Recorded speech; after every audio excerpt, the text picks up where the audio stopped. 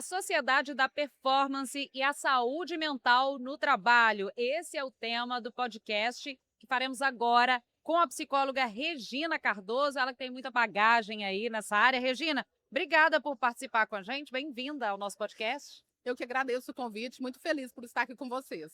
E falando de um tema tão importante, é importante destacar, né, a coisa da performance, da saúde mental, muito se fala, e a gente está numa era digital difícil de controlar, né, Regina? Como é que você vê essa situação toda?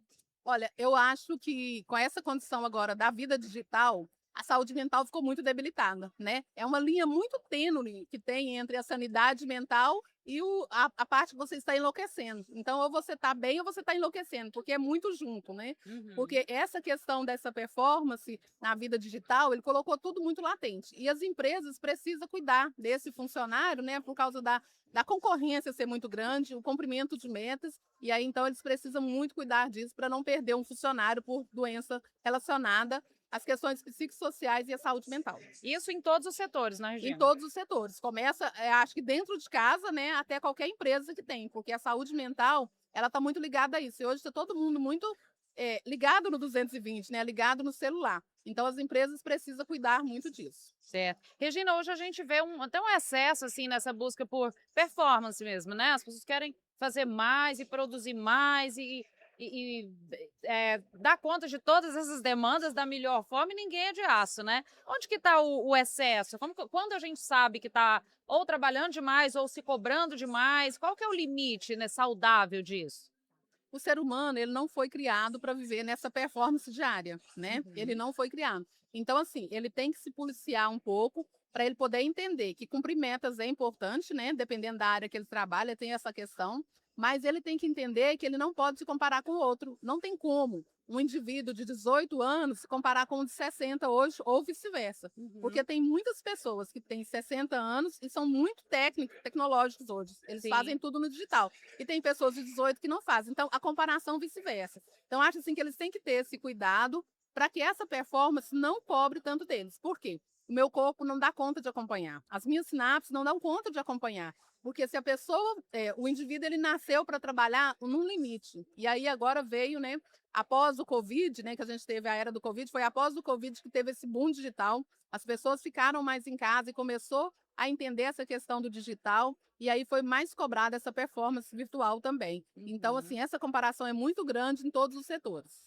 A gente tem que respeitar os nossos limites, né? A hora de descansar, a hora de se resguardar um pouco, né, Regina? É difícil, todo mundo está querendo acompanhar esse ritmo aí, e eu acho que tem que ter cuidado, né? Respeitar esses limites é importantíssimo. Por quê?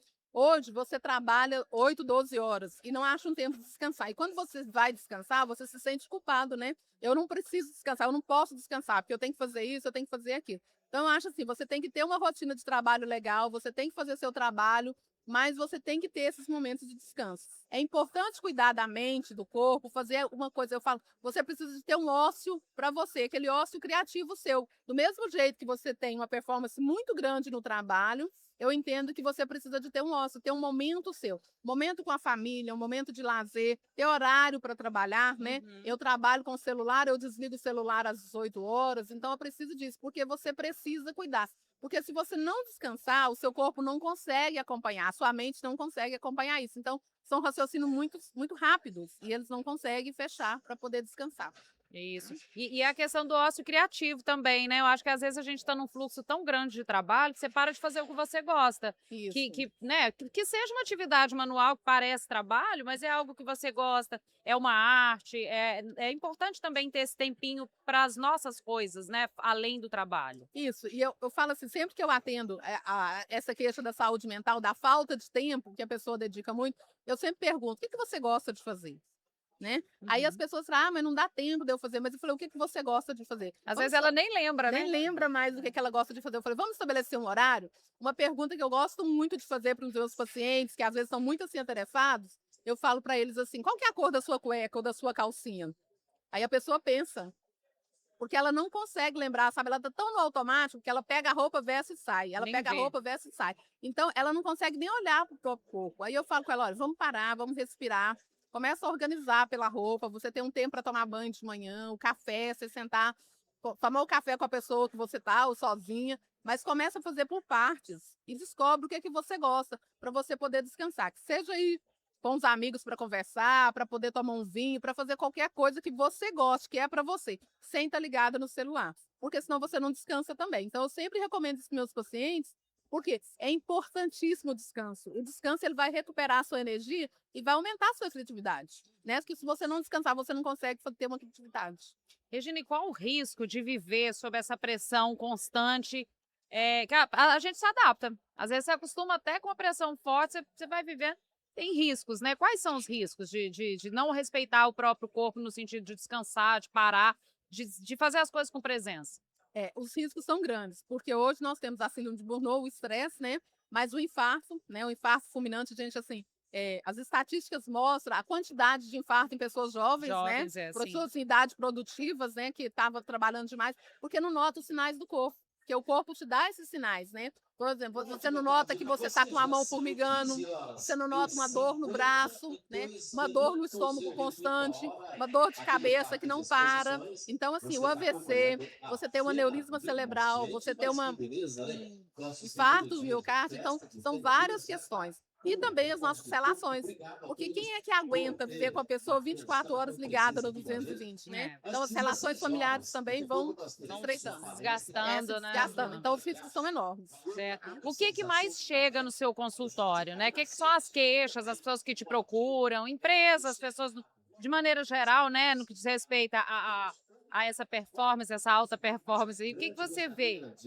Dentro desse tema da performance, o que chega muito eu não dou conta de competir com as pessoas. Eu não estou dando conta de ser igual, assim, vou dar uns exemplos bem assim, das pessoas que conhecem. Eu não dou conta de ser igual a Virgínia. Eu não dou conta de ser igual qualquer outra influenciadora muito famosa, sabe? Porque eu não dou conta. Eu trabalho tanto que ela e eu não ganho quanto dinheiro ela ganha. Porque hoje está todo mundo no digital. Aí no digital, a pessoa trabalha 5 horas e ganha 10 mil reais, né? E aí eles falam, eu não dou conta. E aí estão exaustos porque não conseguem acompanhar essa correria e não conseguem deixar de competir também.